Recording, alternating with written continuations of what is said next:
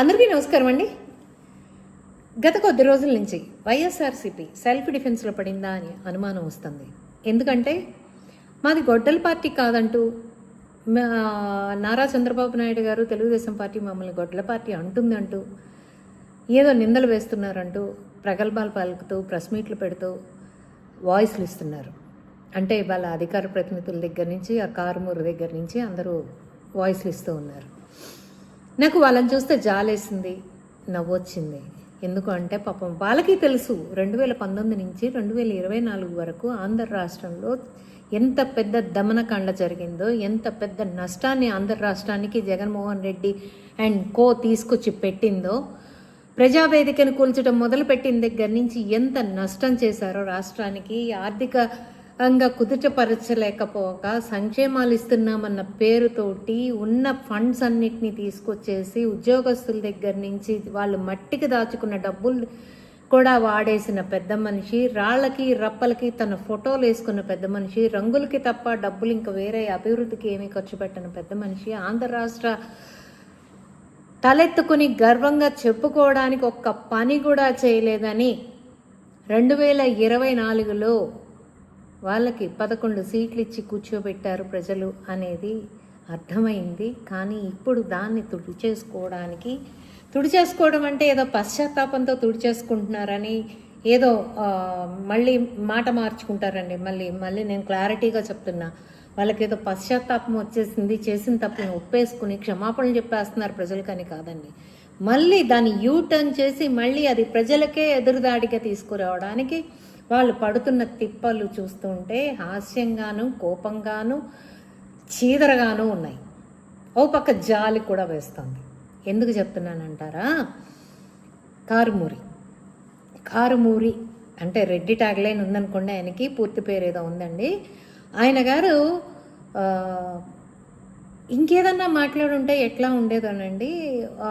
బాపట్లలో ఒక చిన్న బిడ్డ, బీసీ కులానికి చెందిన బిడ్డ చనిపోతే తన అక్కని ఏడిపిస్తున్నారు అని ఒక చిన్న మాట అన్నందుకు నిలువెత్తున పెట్రోల్ పోసి తగలపెడితే ఆంధ్ర రాష్ట్రం అంతా అట్టుడికిపోతే ఇవాళ రోజున వచ్చి అతను ఏం చెప్తాడండి? అది హత్య కాదు, వాళ్ళ సొంత, అది దమనకాండ కాదు, అది వాళ్ళకి ఏవో పర్సనల్ గొడవలు ఉండి జరిగిన హత్య అని చెప్పి చెప్తారా? ఏం మాట్లాడుతున్నారండి మీరు కారుమూరి గారు? ఒక బిడ్డ మీద, చిన్న బిడ్డ మీద జాలి దయ కూడా ఉండవా మీకు? అంత దిగజారిపోయారా? అధికారం కోసం అంత వెంపర్లాడుతున్నారా? అధికారం కోసం ఇన్ని అబద్ధాలు చెప్పి మళ్ళీ ప్రజల్ని నమ్మించి మోసం చేయటం కోసం బీసీలు మమ్మల్ని చిన్న చూపు చూశారు అని మిమ్మల్ని పక్కన కూర్చోబెట్టిన బీసీలని మళ్ళీ నమ్మించడం కోసం మీరు ఎంత దారుణానికి దిగజారుతున్నారో చూస్తే అసహ్యం వేస్తుంది, చాలా కోపం కూడా వస్తుంది. ఇకపోతే ఇట్లాంటివి ఎన్నో చేస్తున్నాడండి ఈ కారుమూరి గారు. నిజాల్ని అబద్ధాలు చేయడం కోసం ఇతను పడే తాపత్రయం ఏదైతే ఉందో రియల్లీ పెట్టి హిమ్. ఎందుకంటే సజ్జల్ గారి స్క్రిప్ట్ని బడా మాట బాగా చెప్పడం వచ్చు కాబట్టి, ఫ్లో చెప్పడం వచ్చు కాబట్టి దాన్ని ఎలా చెప్పినా కూడా ప్రజలు నమ్ముతారు అని. నేనైతే ప్రజలు అంత అమాయకులని నేను అనుకోవట్లేదు. కారుమూరి గారు కొంచెం ఆలోచించండి. ఇకపోతే రాజమల్లు గారు ఏంటండి చెప్తారు?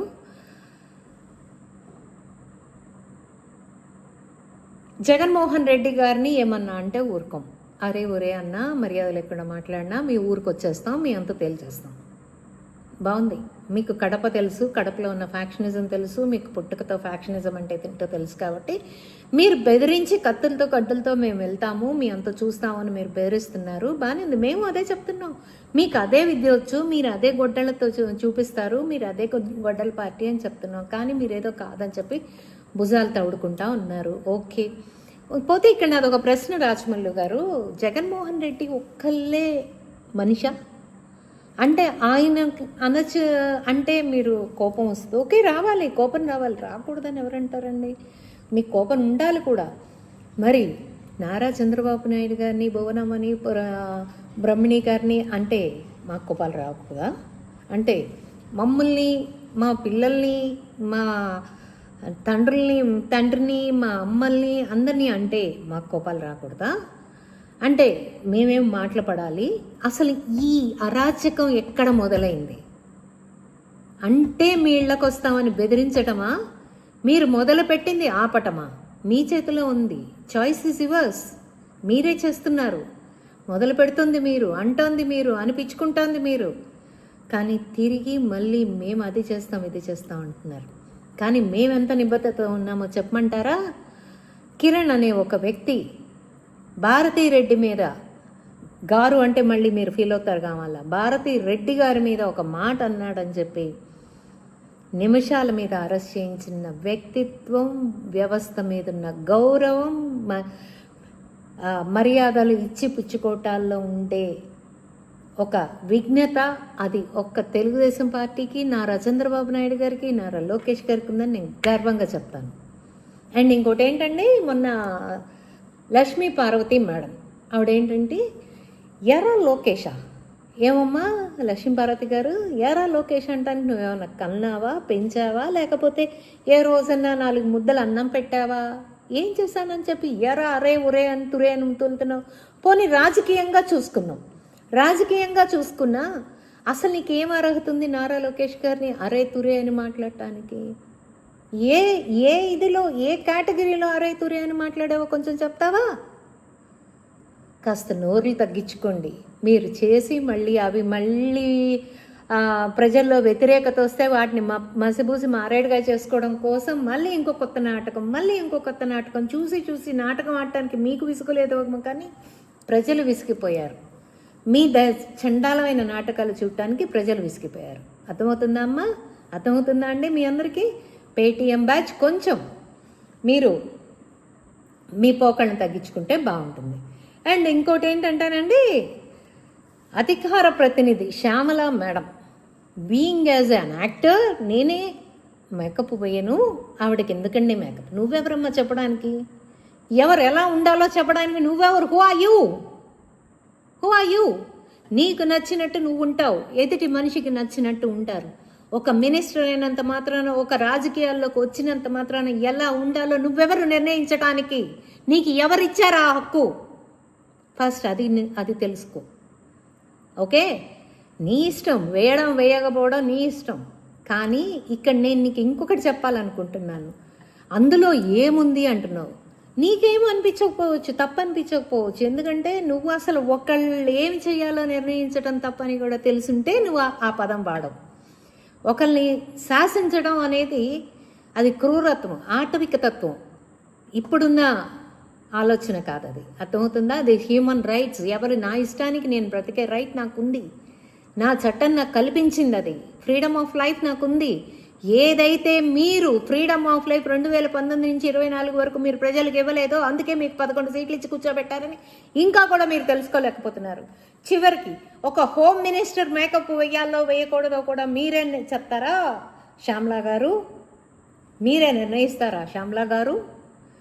ఇక్కడ తప్పు ఏంటి అంటే, ఒక పరాయి మగవాడు ఒక పరాయి ఆడ మనిషి గురించి క్యారెక్టర్ అసాసినేషన్ చేసి మాట్లాడుతూ ఉంటే దాన్ని తప్పు పట్టారు. ఇవాళ కొంచెం ఒంటి మీద స్పృహ ఉంటే అతను ఏమన్నాడో వినండి, మళ్ళీ వినండి, కాస్త తెలుసుకోండి. అర్థమవుతుందా? ఇకపోతే లాయర్ రజనీ మేడం, నేను మీకు ఒకటి చెప్తున్నా. మీరు లాయర్ అయి ఉండొచ్చు, practice lawyer, well good, practice చేసుకోండి. మీరు చదువుకున్నందుకే, నేను చదువుకున్నాను, లానే చదువుకున్నాను, but I'm not ready to do practice. నేను ప్రజాసేవ చేయడం కోసం నేను రాజకీయాలను ఎంచుకున్నాను. నేను పొలిటీషియన్ అని నేను పబ్లిక్గా ఒప్పుకుంటున్నాను. I'm politician, I'm not a working as an lawyer, as an advocate. Okay, ఇక్కడ నేను ఒక వర్కింగ్ అడ్వకేట్ నన్ను చెబుతూ, ఒక లాయర్ నన్ను చెబుతూ, లాయర్ పట్టాని అడ్డం పెట్టుకుని ప్రజలకి తప్పుగా మీరు ఒక ఉద్దేశపూర్వకంగా రాంగ్ కన్వేస్ ఇస్తున్నారు. ఆ రైట్ మీకు ఎవరిచ్చారు? కులం మాట్లాడితే కాపు కులం, కాపు బిడ్డ అని అంటావు. నేను కాపు బిడ్డ కోసం అని అంటావు. కాపు బిడ్డ కాబట్టి చంపారంటావు. కాపు బిడ్డ కాబట్టి అట్లా చేశారంటావు, కాపుని కాబట్టి ఇలా చేశారంటావు. అసలు కాపుని చంపడం ఏంటమ్మా? మనిషిని చంపితే, మనిషి గురించి చంపితే కాపు అనే కులం ఎక్కడి నుంచి వచ్చింది మీకు? మీ చట్టం, మీరు చదువుకున్నలా మీకు అది నేర్పించిందా రజనీ గారు? నాకైతే మాత్రం నా చట్టం, నాకు అంబేద్కర్ గారి రాజ్యాంగం కానీ, నా లీగల్గా నేను చదువుకున్న పుస్తకాల్లో కానీ కులానికి ఒక న్యాయం ఉంటుందని నేను ఎప్పుడూ చదవలేదు. అంటే ఉంటుంది, ఎక్కడ మైనారిటీలకు ఒక లా ఉంటుంది అండ్ రిమైనింగ్ హిందూస్కి ఒక లా ఉంటుంది. Hindu law is different and minorities law is different. అంతేకాని కాపు కులాలకు కూడా కులాలకి అన్నట్టు లాని తీసుకొచ్చి నీ ఇష్టానికి, నీకు నోరు ఉంది కదా అని బా బా బా బా అంటే బెక్క అంటే చెప్పడం పద్ధతి కాదు. రాంగ్గా వెళ్తున్నారు మీరు, చాలా తప్పుగా వెళ్తున్నారు మీరు రజనీ గారు. ఏం చెప్పాలనుకుంటున్నారు మీరు? మీ ఐడెంటిటీ క్రైసిస్ కోసం కులాల్ని అడ్డం పెట్టుకుని, మతాల్ని అడ్డం పెట్టుకుని బ్రతకాలి అనుకోవటం చాలా తప్పు. First you decide, either you are an advocate or an politician. Please first you decide that. దాని ప్రకారంగా మీరు అడ్వకేట్గా ఉండాలి అనుకుంటే ఓకే, అడ్వకేట్ కమ్ పొలిటీషియన్ అంటారా? అడ్వకేట్ కమ్ పొలిటీషియన్ అంటే కొన్ని మాత్రమే మాట్లాడాలి. కులాలని తీసుకొచ్చి అడ్వకేట్కి మాట్లాడే రైట్ అయితే లేదు, ఏ చట్టం ఇవ్వలేదు. గుర్తుపెట్టుకోండి. కులాల కోసం మీరు అడ్వకేట్ అయితే మానుకోండి. మీరు అడ్వకేట్ని ప్రాక్టీస్ని మానుకుంటే బాగుంటుంది. ఓకే, మీకు ఎన్నిసార్లు చెప్పినా మీకు కొంచెం మీ వైసీపీ వాళ్ళకే తోలుమన్నాం కాబట్టి మీకు అసలు ఏమీ ఎక్కదు. కానీ ఎక్కించుకుంటారని ఒక చిరు ఆశతో చెప్పడం నా బాధ్యత అనిపించింది, చెప్తున్నాను. దీన్ని ప్రజాసేవ అనరు, మీ స్వయ సేవ అంటారు. మీ సొంతంగా మీకు మీరు చేసుకుంటున్న సొంత సేవ అంటారు. ఇలా కుల వివక్షత చూపించకుండా ప్రజలందరూ ఒకటే, మానవత్వం ఒకటే, మానవత్వంతో ఉన్న మనిషి ఎవరైనా ఒకటే అని ఆలోచించి ఒక వ్యక్తి చనిపోతే వ్యక్తి మీద పోరాడండి. చనిపోయిన వ్యక్తికి న్యాయం చేకూర్చేలాగా పోరాడండి. అంతేగాని చనిపోయిన అతను కాపు కులమా ఇంకో కులమా అనేది మాత్రం చూడకండి. అది చాలా అసహ్యంగా ఉంది. చదువుకుని ఉండి మీరు సంస్కారం లేకుండా ఇలా మాట్లాడటం అనేది చాలా తప్పు. సో మీలో మార్పు వస్తుందని ఆశిస్తూ వైఎస్ఆర్సీపీ మీకైతే ఒకటి క్లారిటీ ఇస్తానబ్బా. మీరు ఏది పొద్దునేదో ఒక వీడియో చూశానండి నేను. అన్నా లోకేష్ అన్నా, చంద్రబాబు అన్నా ఇల్లు పడేస్తున్నారన్నా, ఇల్లు కూల్చేస్తున్నారన్నా, అందరినీ డబ్బులు ఇచ్చి మెయింటైన్ చేశారన్నా అని సరిపోతుందా అని అడుగుతున్నారు. ఇలాంటి ఎత్తవ టాక్టిక్స్ వాడటం మానేసి ప్రజలకు ఏమన్నా చెయ్యాలేమో ఆలోచించండి. జగన్మోహన్ రెడ్డి ఒక్కడే మనిషి కాదు, అతని అధికారం కోసం ఇంతమంది ప్రాణాలని పణంగా పెట్టడానికి మీరు ముందుకు రావడానికి మేమందరం అయితే రెడీగా లేం. మా ప్రాణాలను పణంగా పెట్టడానికి మాకు ఫ్రీడమ్ ఆఫ్ లైఫ్ కావాలి. We need that. ఈ భూమి మీద మాకు స్వేచ్ఛగా బతికే హక్కు మాకుంది. ఆ హక్కు మాకు జగన్మోహన్ రెడ్డి ఉంటే ఉండదు. అది ఎందుకు గొడ్డల పార్టీకి అయినా మీకు కూడా తెలుసు. గొడ్డల పార్టీ అనేటప్పుడు కోపాలు వచ్చేస్తాయి.